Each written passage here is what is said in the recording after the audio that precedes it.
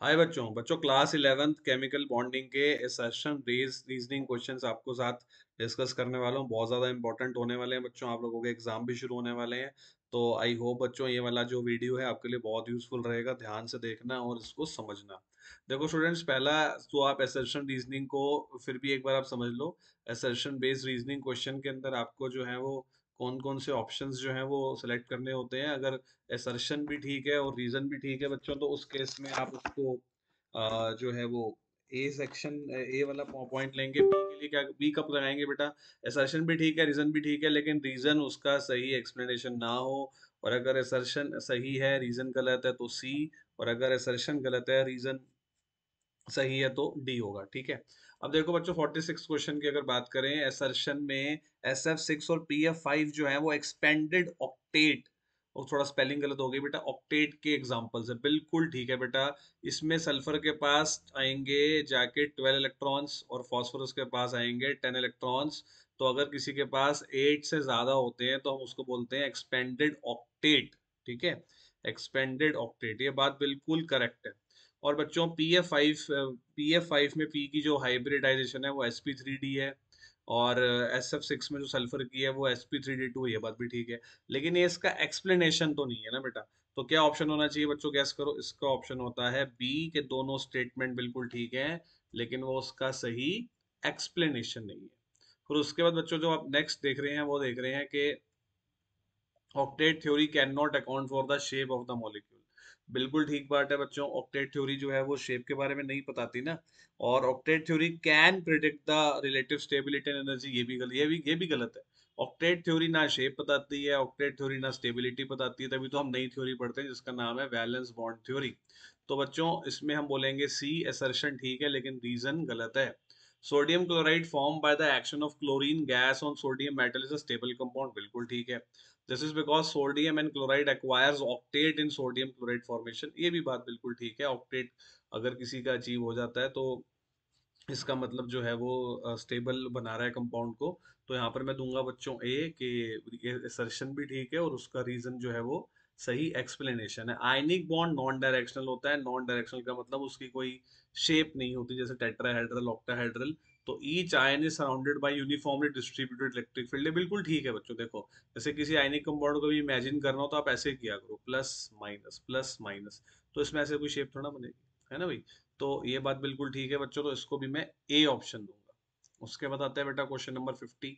Question 50 कहता है order of lattice energy of same halides are.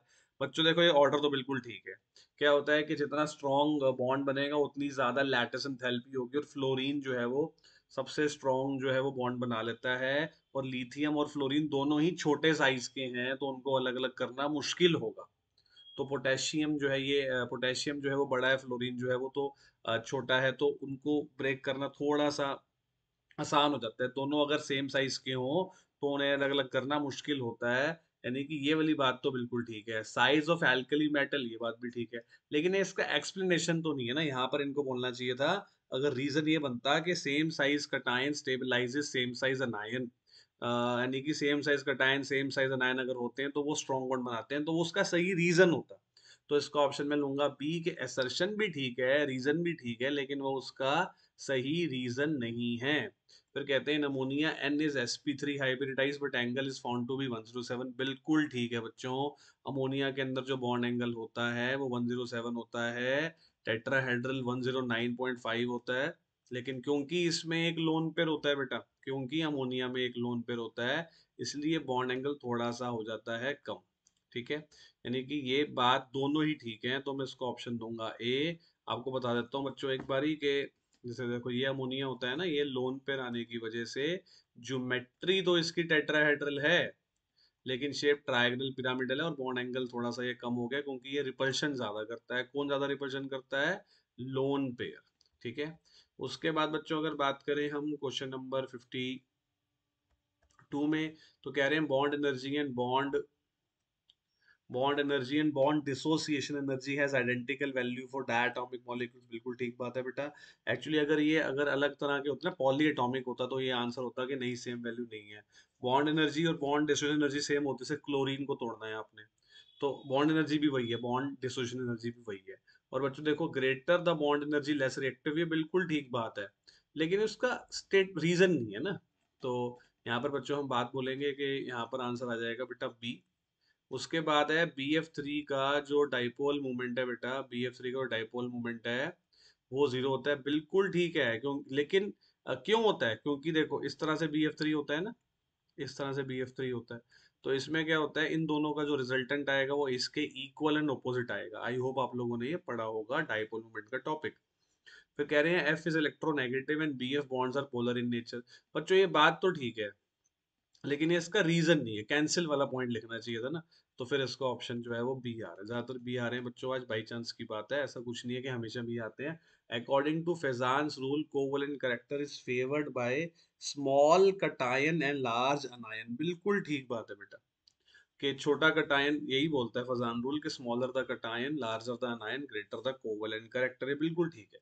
The magnitude of covalent character in the ionic bond depends upon the extent of polarisation, ये बात भी बिल्कुल ठीक है, लेकिन अगेन बच्चों वो उसका रीजन नहीं है। इसमें अगर ये लिख देते कि स्मॉल कटायन जो होता है वो ज्यादा उसकी पोलराइजिंग पावर ज्यादा होती है, लार्ज अनायन की पोलराइजिंग पावर ज्यादा होती है, तो फिर ये सही रीजन बन जाता, तो आंसर ए बन जाता।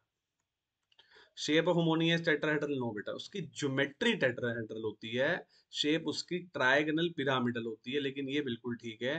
तो इसको डी ऑप्शन देंगे, एक भी डी नहीं आया था बेटा अभी तक। दो होना चाहिए बेटा। दो the central atom of both ammonia and water molecular sp3 yet bond angle ammonia is greater than water, बिल्कुल ठीक है बेटा। तो ये भी बिल्कुल ठीक है बच्चों, जितने ज्यादा लोन पेयर होते हैं ना उतना ज्यादा बॉन्ड एंगल जो है उतना कम हो जाता है, क्योंकि लोन पेयर ज्यादा रिपल्शन करता है। ये एनसीईआरटी का 8th क्वेश्चन भी है, आप पढ़ के देख लेना चाहे तो। फिर कहते हैं molecules hybridisation of boron in BCl3 is sp2 होना चाहिए था बेटा, BCl3 में sp2 होता है, ये बात बिल्कुल ठीक है। तो इसको मैं दूंगा D option, fluorine molecule has bond order one, बिल्कुल ठीक है, ऑर्डर की स्पेलिंग थोड़ी गलत हो गई। The number of electron in anti bonding and molecular orbital is two less than the bonding molecular orbital. बच्चों कहीं ना कहीं ये बात तो बिल्कुल ठीक है कि एक्चुअली बॉन्ड ऑर्डर का फॉर्मूला क्या होता है, number of electrons in bonding minus anti bonding divide by two. अब अगर बॉन्डिंग और एंटी बॉन्डिंग में दो का डिफरेंस होगा तो बॉन्ड ऑर्डर तो बन ही आएगा ना। तो ये बात बिल्कुल ठीक है, और मैं इसको ए स्टेटमेंट दूंगा।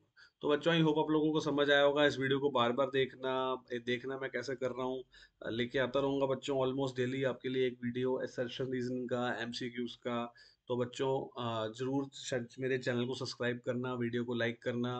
Chemistry with Anuj Arora YouTube channel जरूर सब्सक्राइब करना एंड शेयर करना, लाइक करना। Thanks a lot for watching and stay tune for the next video. Thanks a lot.